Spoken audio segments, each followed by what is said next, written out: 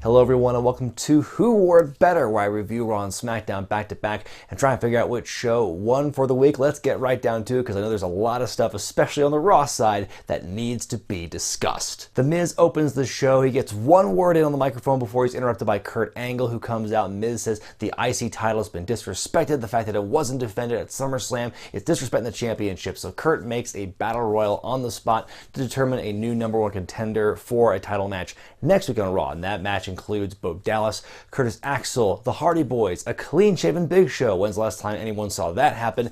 Finn Balor, Jason Jordan, and some other schlubs who didn't get an entrance because that happened during the commercial break. Among the participants in the Battle Royal were R-Truth and Goldust. These guys who just came off this huge, seemingly multi-month feud happening after Goldust turned heel on R-Truth. And they were, very close to each other 3 different times in this match, at least 3 different times. Didn't fight once. Didn't even lay a hand on each other. I'm like, didn't you guys just have this huge battle and now you're not even acknowledging each other in this match? Thought that was very weird. Finn Balor is eliminated by a teleporting Bray Wyatt. That's the only time we see him throughout the night. Jeff Hardy eliminates Jason Jordan last to become the new #1 contender, which was kind of a surprise. I think, easy money says, Jason Jordan was going to win and challenge The Miz. Maybe that's still going to happen at No Mercy, but Jeff Hardy wins this one. So I think they're testing the waters of putting Jeff back in a singles position again, maybe split the Hardy Boys up some more down the line.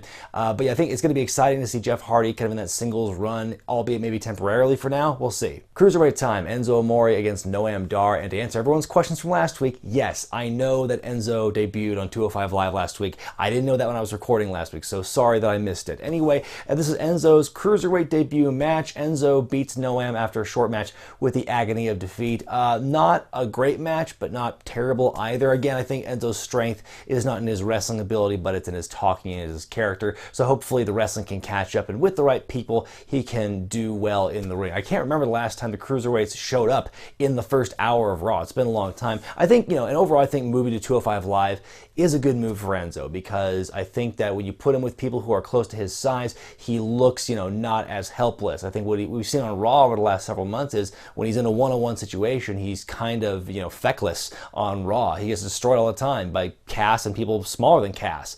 So I think him going to 205 Live, it's going to help level the playing field. It'll keep him away from the big guys. It'll keep him over. It'll keep him on Raw, which is where all the stars go, is Monday Night Raw. The Universal Champion Brock Lesnar and Paul Heyman make their way to the ring. Heyman on the mic makes Braun Strowman look like $1,000,000, putting him over in a huge way in this promo on Monday night. He's about to wrap it up when Brock Lesnar takes the microphone from him and just basically says, "Suplex City, bitch," and drops the mic. They've always done a really good job at saving Lesnar's few words for big, rare moments. Even at the beginning when he was a rookie with Paul Heyman back, in 2003 or whatever, 2002, there was, he would occasionally talk. Very rarely Paul Heyman did all the talking, and then when Brock did want to talk, that was kind of a big deal. So kind of the same thing here. Still very impactful when Lesnar says his few words in front of the live crowd. Yeah, very effective segment. Some more fights between the Raw Tag Team Champions and their rivals. First off, Seth Rollins taking on Cesaro in a rematch from several weeks back. Cesaro wins here after Seth gets distracted by a scuffle on the outside between Dean and Sheamus. And then right afterwards, Sheamus makes a challenge against Ambrose for a singles match right then and there. I thought they'd just done something like this very recently on Raw, and then I realized, oh no, what happened was it was on SmackDown a couple months ago with the Usos and Breezango. That was what they did the most recent time. It just feels very vividly fresh in my memory, though. Another great match between the two. Rollins causes the ref to be distracted by Cesaro. Rollins breaks up the white noise attempt, and Dean Ambrose wins the match. So they get a little bit of heat back after Cesaro beat Rollins earlier in the night. So the turnabout's fair play for both teams. And again, more strong build between these two teams. Emma taking on Mickie James. Emma has new music which I don't think fits her character at all. It's totally huge departure from the gimmick she had before. CFO $ has totally disavowed the song, so I don't know who's responsible for it, but there you go. Weird stakes going into this match, because the whole thing is if Emma wins, then Mickie has to retweet whatever Emma wants her to, and then meanwhile, if Mickie wins, then Emma's no longer allowed to say that she started the women's revolution. Very high stakes in this very bizarre thing. It's weird because the whole running gag is not the running gag, but the running commentary for Emma is that she's been mistreated and underutilized. Well, that might be true, but she's still on TV. That's kind of the weird thing. She's a jobber and she's in these weird angles, but she's still getting used. It's almost out of spite. I don't know what the deal with that is, but hey, she's on TV. see, which is more than you can say about some other, people on the roster on both shows for that matter. Emma wins the very short match after blocking Mickie James's sunset flip attempt. She goes to the mic and just walks up the ramp repeating, "I started the women's revolution. I started the women's revolution." And the best part about that whole bit is, Jerry Lawler, who's on commentary filling in for Booker T on Monday night because Booker T was in Houston riding out Hurricane Harvey.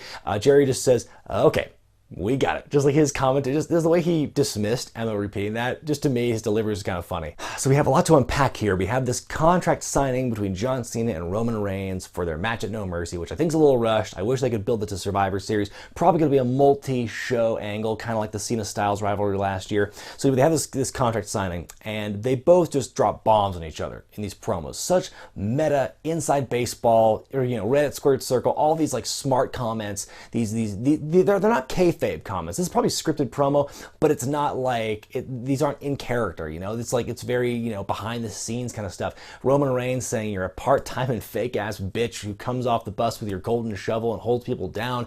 And John Cena says, "I'm still here because you can't do your job." He says, "I do this part-time better than you ever could full-time." Like, wow, all this time and money and effort you spent building Roman Reigns up as like the next top guy just flushed on the toilet in this segment here, because even John Cena calls out Roman Reigns as like the John Cena bootleg. You're corporate, you're manufactured to be like me, but you're not like me. And like, whoa, like, isn't this the guy you're supposed to be like this next generation's top star, and you're just kind of like cutting his balls off in front of everybody? Like I said, Roman did get some licks in on Cena. He called him a bitch, which The Miz couldn't even do in the build to WrestleMania. He says, you're a part-timer. I bust my ass Friday, Saturday, Sunday, Monday, while you come in here on the bus. And so I think they both got some licks in, but I mean, Cena, I think his words hurt that much more. I don't think he's on as shaky ground as Roman Reigns in terms of like fan perception and position of the company. So when Cena says, you're a bootleg and you're a wannabe and you can't do this full time, you're bad at your job, that hurts Roman Reigns a lot more than Roman Reigns saying you're a part-time and fake ass bitch. It's mind-blowing that either guy was able to say any of this stuff. It was a very, akin to the pipe bomb promo, CM Punk's pipe bomb, but like tremendously magnified, because again, it's like, what are you doing? You're kind of cutting off your nose to spite your face, because, both of your top baby faces, in theory, they're baby faces, they're both like kind of slagging on each other, and they're both telling each other, they're telling the other guys, hey, you're crap, and all the fans who've been cheering for us all these years are dumb for cheering you. It's madness. I can't even get the words out. I'm so verklempt over what happened here. The worst part for Roman Reigns was when he was trying to say his lines, and I guess he flubbed, or he forgot his lines midway through, and John Cena jumps in and says, "It's called a promo. If you want to be a big dog, you gotta get this right." Like, holy shit, like you just totally pantsed Roman Reigns in front of everybody and just totally rendered his character and all of his mystique, you rendered it asunder when you did that. Like, I mean, I get what Cena was trying to do, trying to fill in the dead air, but man, that was like probably the wrong thing to say in this. Again, I am definitely emotionally invested in this match, more so now because of this promo. Like, I was like, what the fuck? Like, when John Cena says, "So long, fourth wall," like, he meant it. Like, but man, this is just like, it was awesome and like terrifying and kind of at the same time. It was just so bizarre to hear this kind of thing from these two ostensibly top baby faces. Anderson and Gallows come out, interrupt, and then, Kurt Angle makes a match, but really, who gives a fuck about that match? The announcers spend the entire time talking about what they just talked about in the preceding segment. So really, the match is kind of a non-issue. Cena and Reigns win. Okay, at that point, who cares though? We just heard this crazy earth-shattering stuff on the microphone.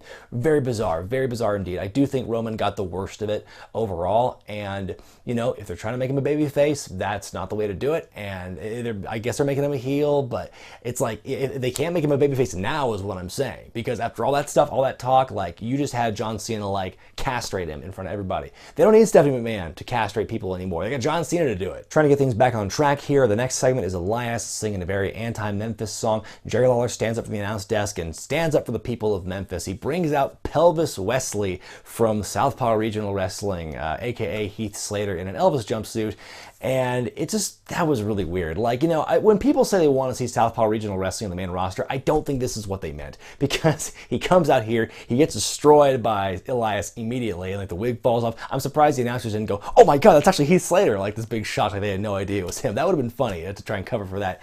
But yeah, it's really weird, and like, you know, Southpaw Regional Wrestling, it's a joke, but I feel like you're also kind of like devaluing the actual wrestlers when they're fighting the Southpaw people, like if that makes any sense.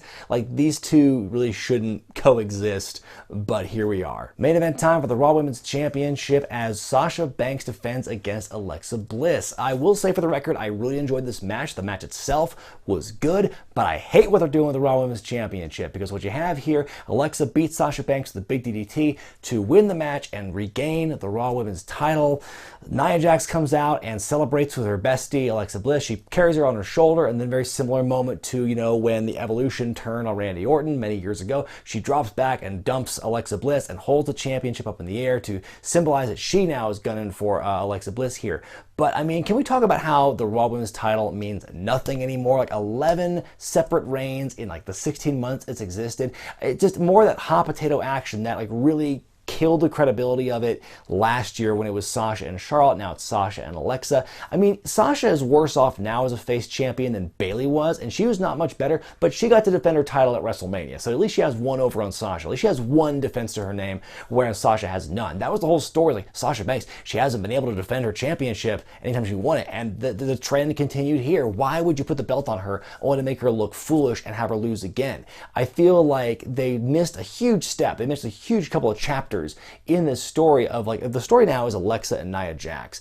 And like I said last week that, you know, what they should do is they should build and have Alexa Bliss continue to take advantage of Nia Jax's friendship and have her, you know, do her dirty work for her, and that would lead to a natural progression to a face turn by Nia Jax. But they totally skipped all that. If you're gonna have Alexa versus Nia Jax, why bother taking the belt off Alexa at all here? Like, why not have her retain at SummerSlam, make Sasha earn a rematch for the following week on Raw, and then have it here, lose, and then there's no title hot potatoing. Sasha doesn't look bad by winning and then losing the belt again, and then have Nia Jax get involved that way. I just feel like they missed, like I said, they missed a couple of huge steps in this, because now the face turn for Nia, which I expected would eventually happen, feels like it's super rushed now. Because, like, why should we care that Nia Jax is anti-Alexa Bliss? Should we cheer for her because she's against Alexa? I don't think either of them have enough like heat either way for that to be enough of an argument to cheer for Nia Jax here. It just seems really, really weird, really rushed. I feel like they skipped some steps, they forgot some steps. How much did Bayley's injury really throw off the trajectory of this angle? Who really knows for sure, but I feel that they could have done enough. They had enough time to kind of reconcile that, if that's the issue, if that's the reason why things are so screwed up with the championship. Now, like I said, the match was good. I think that Alexa losing the belt at SummerSlam, only to get it back on Monday, was horrendous and dumb for everyone involved. Like, the faces now who have held the belt are ruined. And then Nia's turn felt a little too soon. Before we move on to SmackDown, this week's edition of Who Wore It Better is brought to you by The Kevin Gill Show, your PMA Power Hour. Each episode contains insights from people in the worlds of music and professional wrestling. People who are positive, people who are mental, and people who have attitude. Past guests have included the Wolfpack, the Insane Clown Posse, Lars Fredrickson, the Hardy Boys, RVD, Adam Cole Bebe was his most recent episode, and tons more. If you want to hear more of The Kevin Gill Show, go to audioboom.com or check him out on iTunes today. Moving on to SmackDown, Jinder Mahal, the champion, opens up the show, and he says he should be revered as the WWE champion. Bit of a weird mispronunciation there of the word. The Singh brothers profusely apologized to Jinder and the 1.3 billion people of India for their failure against Shinsuke Nakamura last week. I did love Samir's acting here. His over the top, getting choked up and crying over his failure was pretty hilarious. I think it was classic stuff. The Singh brothers are going to kiss the royal feet of Jinder, but then Shinsuke Nakamura makes the interruption. He and Mahal throw hands, and the Singh brothers dump on him. Randy Orton comes out and makes a save, but then Rusev comes out, evens the odds. The heels lay waste to the faces. The dream team from Raw, Jinder and Rusev, are back together. They've been promoting that they are going to have a tag team match, the four of them, later in the night. Speaking of tag team action, the first match of the evening is Chad Gable and Shelton Benjamin, this new tag team. Shelton's first match in WWE in 7 years, taking on the Ascension. I was a little disappointed that they didn't come out to "Ain't No Stopping Me No." Like, it's more recognizable. I think it's got more of like cachet as opposed to the generic music they came out to. I will say, looking at this, like, man, Chad Gable's a small dude. Like, because that size difference was there with he and Jason Jordan, but I feel it's even more so. I feel like Shelton's a bigger guy than Jason Jordan. I've met Shelton Benjamin at WrestleCon. He's maybe got 2, maybe 3 inches on me, but he makes Chad Gable even smaller than compared to Jason Jordan.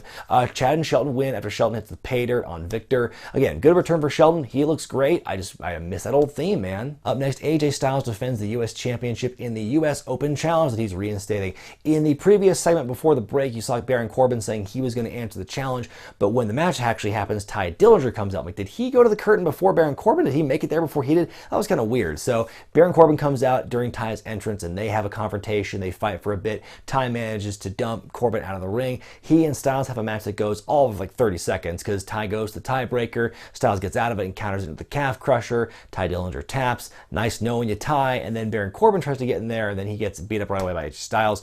Styles looks great in this segment. Dillinger, not so much. And Corbin just looks dumb. Bobby Roode versus Mike Kanellis. Two great theme songs, but only one of them can play a second time. Roode wins handily with the glorious DDT. Kind of surprised they're still having him shown as a babyface here. I'm not so sure how that's going to work long term. What do you guys think about babyface glorious Bobby Roode? Do you think that's built to last? Let me know in the comment section below. Aiden English is singing a song when Kevin Owens comes out to interrupt him. He asks Aiden to leave the ring so he can air his grievances over Shane McMahon, saying Shane has now screwed him twice out of the U.S. Championship. Great promo here by Kevin. He's interrupted by Shane McMahon, who says, quit your bitching, stop complaining. By the way, Aiden English, stay there because your opponent is coming out right now. It's Sami Zayn. So Kevin's on commentary for this match, and he is just fuming, particularly Byron Saxton, over his perceived mistreatment at the hands of Shane and the referees at large. He's so mad at the officiating here. He gets in the ring, tears off the referee's shirt, puts it on himself, and kicks the original referee out. He hits Sami with a pop-up powerbomb, and then he does a fast count when Aiden makes the cover. So Aiden wins the match here. And you know, I've heard people complain. I don't hate Aiden's new theme. I want to hear him come out to it at the beginning instead of him doing the sing song every time. I want to hear him to come out to that theme. But that one I think is going to grow on people. I like that song. So yeah, great stuff with Kevin Owens in this segment. Really strong promo before the match begins. I love the moment him stealing the ref shirt just to try and prove a point about the officiating. Again, I love justified heels. When they have like an actual grievance that actually can be proven to be correct, they feel they've been a victim of a great injustice, I think that can really hold up well. Backstage, we see Dolph Ziggler complaining some more about his position in the company compared to everyone else. It looks like it's going to be another one of those kind of, I'm going to milk this debut, or in his case, a re-debut, for all it's worth. It's going to be Fandango, or it's going to be Eva Marie or Kurt Hawkins all over again. Only this time I hope Dolph actually wins some more matches. We'll see where this goes. The Usos take on the New Day, where the winner picks a stipulation for their eventual championship rematch. I thought it was kind of silly they had the beginning of the match, the bulk of the match actually, during a commercial break. The match ends when Jimmy pins Kofi after grabbing the tights, so the Usos now get to pick the stipulation. What will they pick? Maybe a shark cage match? Backstage, we discover that Natalya, the SmackDown Women's Champion, will be taking on Carmella next week, and then Naomi in a title rematch in 2 weeks, so her dance card is pretty full. And speaking of the women of SmackDown, you have Tamina with Lana taking on Tina Stock, some local jobber girl. Lana introduces Tamina. Basically, Tamina is Lana's new Rusev, which is awkward because Rusev is also there too. Tamina squashes Tina Stock. She tries to throw Tina out of the ring, but Tina fucks herself up on the bottom rope.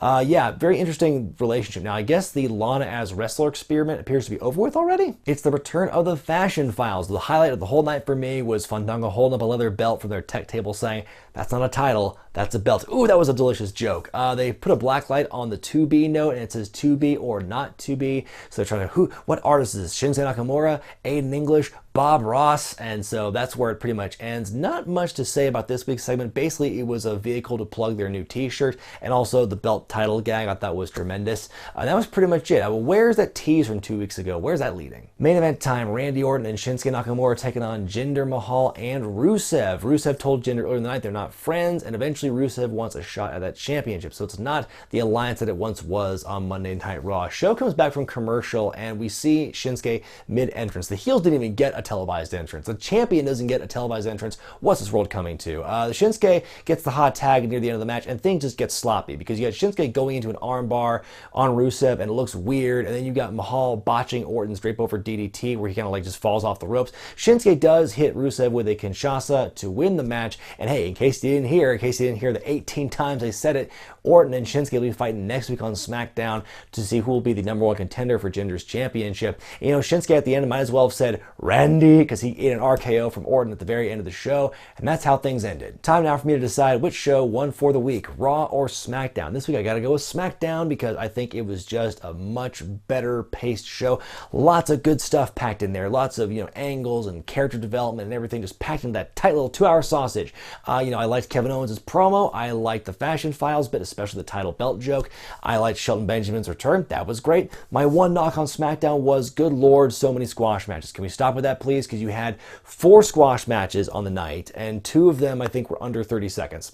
It was just crazy. If you're looking for like quality wrestling content, SmackDown this week might not have been it. I think Raw might have had the edge in terms of like wrestling quality, but I think in terms of just storylines and stuff, I think SmackDown, and just overall like just world building, SmackDown I think was better. With Raw, I did like the stuff between Rollins and Ambrose and Sheamus and Cesaro. I liked the Cena Reigns promo was bonkersville, but it was very captivating, and I'm definitely emotionally invested in their match now for No Mercy. Sasha and Alexa Bliss, great match. Hated the situation with the championship. I don't like the hot potatoing. I don't like the fact they rushed Nia Jax's face turn. Emma versus Mickie James didn't need to exist. Pelvis Wesley, I thought that was a weird segment. Made Jerry Lawler look super dumb because he brought Pelvis Wesley out to, defend the honor of Memphis. And then after the match is over, Lawler's like, I just found him on the street, haha! And so it was just not a good look. Overall, Raw had some bright parts. Again, Cena Reigns was like the bright spot of the whole week in my opinion, but I think that was like not enough to help make Raw get the edge this week over on SmackDown. In my opinion, SmackDown was a stronger show. Let me know what you thought about Raw and SmackDown this week in the comments section below, and don't forget to vote which show you thought was better in the gimmick in the upper right hand corner of your screen. Be sure to thumbs up this video if you like it, subscribe to Wrestling with Regret, buy the t-shirts at ProWrestlingTees.com, and check out Patreon.com/WrestlingWithRegret for exclusive perks and some bonus content. I'm Brian Zane, and I'll see you next time.